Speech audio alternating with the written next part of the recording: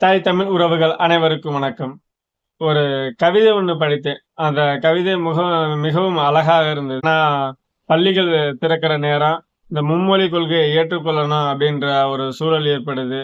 அதனால அந்த கவிதையை இப்ப பேசுனோம், படிச்சோம் அப்படின்னோம்னா, இன்னும் கொஞ்சம் சிறப்பா இருக்கும் அப்படின்றதுக்காண்டி. மும்மொழியா முட்டாள் மொழியா, எதற்கும் எல்லையும் பொறுமையும் உண்டு.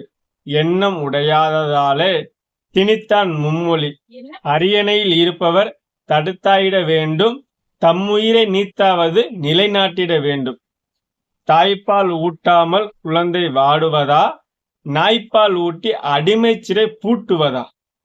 இந்தி வேண்டாம் என்ற மேடையில் முழக்கமிட்டு இந்திய டெல்லி அதிகாரத்திடம் மண்டியிடுபவரே, சந்தி சிரிக்கும் வகையில் வடவர் வாழ்ந்திட வால் பிடித்தாய் தமிழா எங்கே அப்படின்னு கேள்வி எழுப்புறாரு. சீற்றம் கொண்ட பண்பாடு காத்திடவே நாற்றம் எடுத்த இந்தி வேண்டாம். மும்மொழி இருமொழி சிந்தனை குழப்பம், முற்போக்கு உணர்வை முடமாய் இழப்போம்.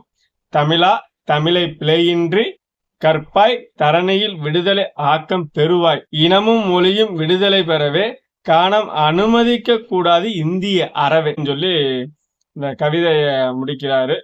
இத மும்மொழி முட்டாள் மொழியாக நம்மளை ஆக்குது அப்படின்னு. ஏன்னா இன்றைக்கு இருமொழி கொள்கையிலே ஆங்கிலமும் தமிழும் கலந்து கலந்து பேசி நம்முடைய பேச்சு வழக்கிலே அதிகமாக ஆங்கிலமும் சமஸ்கிருதம் பேசி பேசி நம்முடைய மொழியை இழந்துக்கிட்டு வரோம். இதுல இருந்து நம்ம மீண்டு எழுதணும் அப்படின்னு நினைச்சுக்கிட்டு இருக்கையில மறுபடியும் மும்மொழின்னு ஒன்று திணிச்சு மக்களை சிந்திக்க விடாமையே செயல்பட்டுக்கிட்டே இருக்காங்க.